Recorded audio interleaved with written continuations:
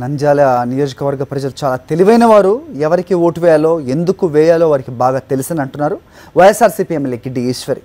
నంద్యాల పట్టణంలో ఇంటింటికి తిరుగుతూ ప్రచారం నిర్వహిస్తున్న ఎమ్మెల్యే ఈశ్వరితో మా ప్రతినిధి శ్రీనివాస్ ఫేస్ టు ఫేస్.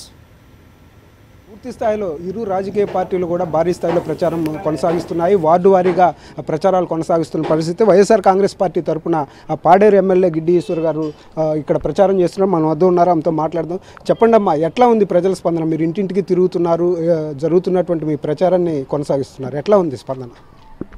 ఏదైతే వైఎస్ఆర్ కాంగ్రెస్ పార్టీ నుంచి 2014లో ఎన్నికైనటువంటి భూమా నాగిరెడ్డి గారు ఎమ్మెల్యేగా, వైసీపీ ఎమ్మెల్యేగా ఆ రోజు ప్రజలంతా కూడా ఆయన్ని ఆశీర్వదించి ఓట్లేశారు.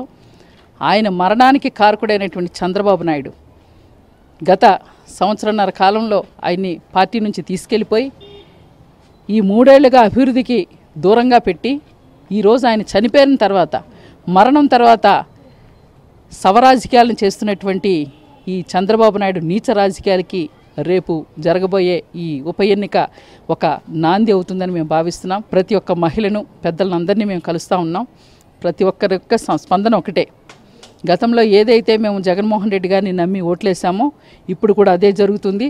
రాజశేఖర రెడ్డి గారి వలన, శిల్పామోహన్ రెడ్డి గారి వలన మా గ్రామాలు కానీ, మా ప్రాంతాలు, మా వార్డులు కానీ బాగుపడ్డాయి. ఖచ్చితంగా మేము శిల్పన్నకే మేము ఓటేస్తామని వారి యొక్క స్పందన చాలా చాలా ఆనందం కలిగిస్తుంది.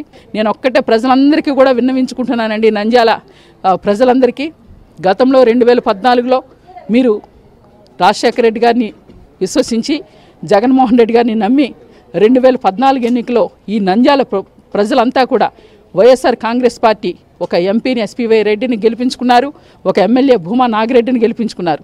కానీ ఈరోజు ఈ నంద్యాల మొత్తం రాష్ట్రంలోనే ఒక కీలకంగా యుద్ధ వాతావరణాన్ని సృష్టించాడంటే ఆ ఎంపీని, ఎమ్మెల్యేని ప్రలోభపెట్టి హింసలకు గురిచేసి ఇదే భూమా నాగిరెడ్డికి ఎస్సీ ఎస్టీ అట్రాసిటీ కేసులు పెట్టి లొంగ తీసుకొని జైలుకు పంపించి ఆయన అనారోగ్యం పాలవడానికి ఒక పెద్ద ప్రధాన కారకుడిగా ఉన్నటువంటి చంద్రబాబు నాయుడు ప్రలోభపెట్టి, హింస పెట్టి, లాక్కొని ఈరోజు ఆయన చావుకు కూడా కారకుడయ్యాడు. చనిపోయిన తర్వాతనే ఈరోజు శవరాజకీయాలు చేస్తున్నటువంటి ఈ చంద్రబాబు నాయుడు యొక్క నీచ నికృష్టమైన ఆలోచనల్ని, ఆయన యొక్క మాటల్ని మనం నమ్మొద్దు. నమ్మి ఈరోజు ఓటు కానీ వేసుకుంటే మళ్ళా ఆయన చేస్తున్నటువంటి వెన్నుపోటుకి మనం అందరం కూడా గురి కాబోతున్నాం.